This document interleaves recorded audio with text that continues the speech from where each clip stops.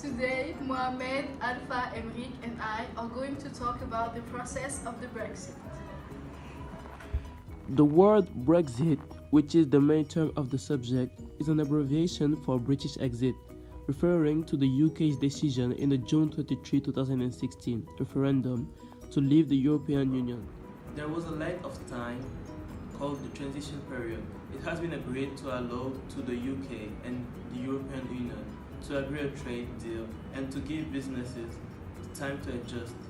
That means that if the withdrawal agreement gets the green light, there will be no huge changes between the date of Brexit and 31 December 2020.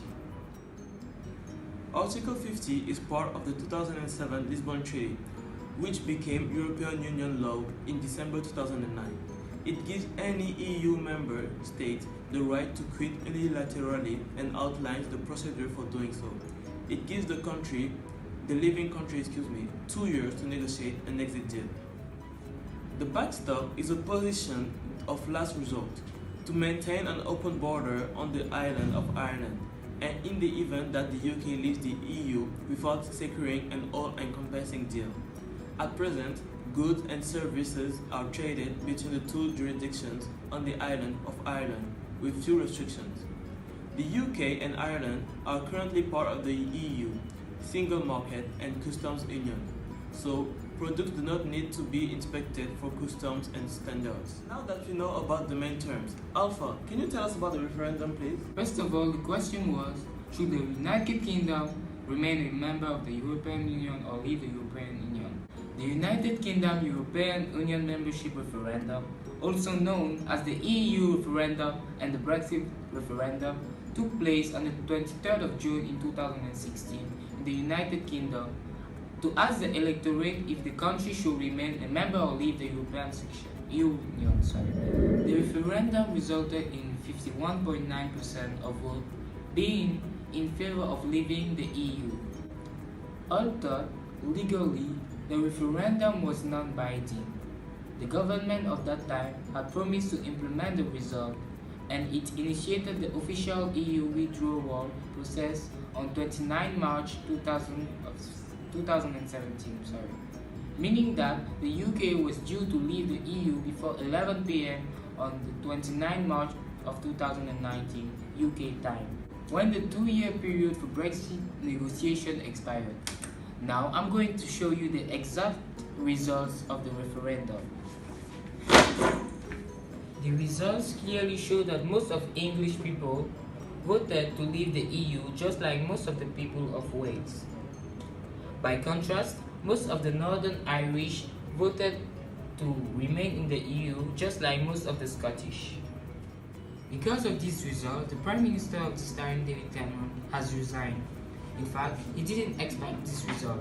The Prime Minister campaigned hard in the divisive referendum on Britain's relationship with the EU, appearing at hundreds of public events up and down the country to argue that Brexit would be an act of economic self-harm. David Cameron finally decided to resign. He declared, "I was absolutely clear about my belief that Britain is stronger, safer and better off inside the EU. I made clear the referendum was about this and this alone, not the future of any single politician, including myself." First of all, as you can see, Naira has left for some personal reason, but I'm still here, so I'm going to talk about what is the no-deal Brexit. A no-deal Brexit means that the UK would leave the European Union immediately on 29 March of 2019, and there will be no agreement in place about what the relationship will be like in the future. This is not what anybody wants in Parliament, but it is a possible outcome if politicians can't agree on what should happen next. Now, Nara is going to talk about the transition period. Hello everyone. So today we're going to talk about the transition period.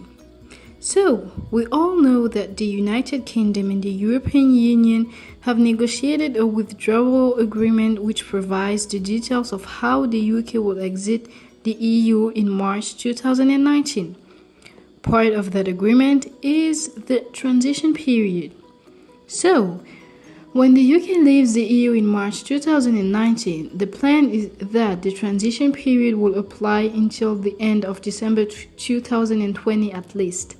This could be extended until as late as December 2022, when should both sides agree. Without a withdrawal agreement in place, there will be no transition period and a so-called no-deal Brexit will take place. During the transition period, a kind of standstill will be in place where current trading arrangements between the EU and the UK would continue. The idea is to give time for a new deal on the future relationship between the EU and the UK to be worked out after the UK leaves. During the transition period, the UK agrees to continue to abide by the EU's rules and to be subject to the rulings of EU courts, but will have no say around the EU table. This is an aspect of the transition that is not popular with the hard Brexiters.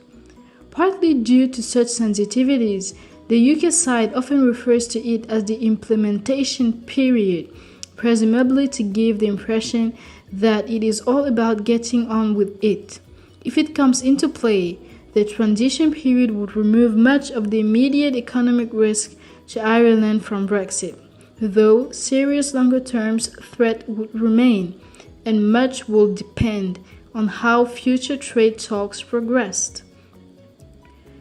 The original idea of extending the transition was, it appears, to try to help Theresa May. In fact, she is facing opposition in relation to the Irish border backstop, the guarantee that no matter what future trading arrangements emerge, there will be no hard border on the island of Ireland. One benefit of extending the transition period will be to give more time to negotiate new trading arrangements between the UK and the EU after the UK leaves, and thus make it less likely that the backstop will ever be needed. However, as the UK remains divided on what new trading arrangements it wants after Brexit, this is all pretty messy. So, I hope that you have understood what is the transition period, and thank you for your attention.